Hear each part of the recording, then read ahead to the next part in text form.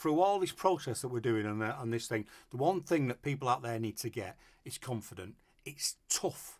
I was not confident being young, not confident, and I can tell you loads of things where I was trying to deal with people or a difficult situation, and I felt sick inside here, sick. But I had to deal with it and dealt with it. And do you know, once I dealt with it, it was fine. But no one else knew I was terrified. Yeah. And you've just got to have confidence. If you walk with confidence or hold yourself up with confidence, people will be more trusting in you, because most people want someone else to lead them. Yeah. They want someone else to take charge and be the. If you get a group of people together, if they've never met together before, you put them in a room for half an hour or so, someone in that room will become the leader. They will nominate that person without even being asked. That person will become the leader. Gets a bit difficult when you've got a number of people at confidence, because then they will sort of butt up against each other. But if you put a group of people together, they will look for someone else to take to lead and take charge. Don't know why that is, but that's what it is.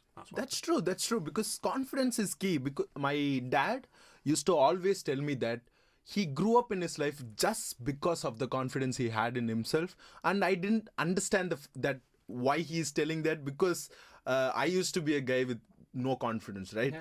And then somehow now when I compare to my childhood, when I compare to my college self, or compared 4 years before, I'm a more confident guy than compared to that person. So I was thinking why, and people used to tell. Oh, wrong one. I was going to do that. That's what I was doing. That's okay. So yeah. So my dad always advised that you should you just have to have confidence in yourself to grow in life, and I didn't understand that. And then when I had confidence in myself, I took lot more opportunities than I should.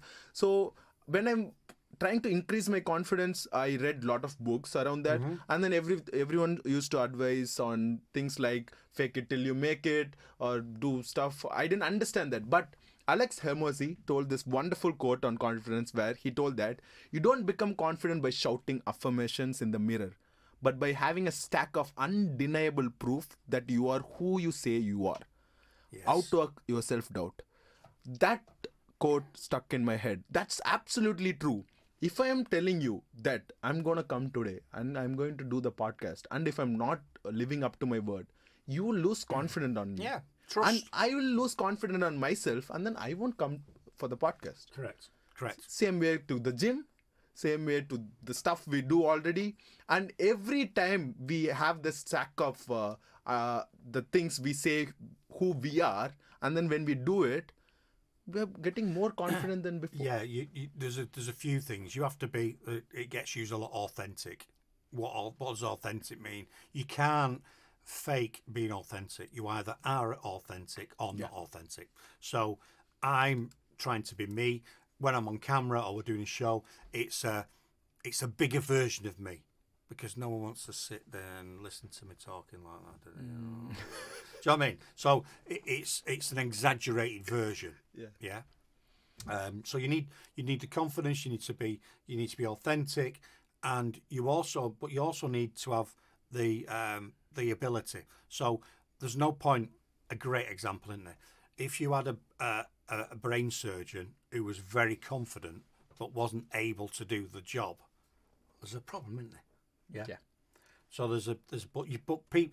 I think what's happened. You talked before about the colour of your skin and being at school, and also talking about speaking English. Yeah. And this is what frustrates me about school. Frustrates me about kids when they're younger. That most kids, go anywhere on the planet, most kids will tell you what they think. They're uber confident. They'll walk up to a friend and they'll tell you things. They'll tell you, whatever, won't they? Straight away.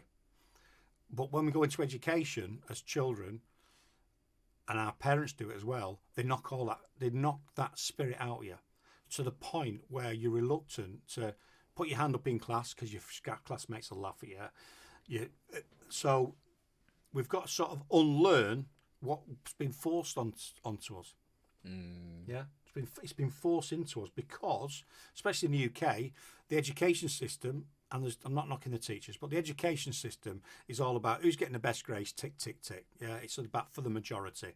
And the way education was set up originally was to produce people that would go in and go and then do a job where they plug this in, plug that in, pull that out, do this, smash that, ding, ding, ding, ding. So the producing people that are compliant and will do something.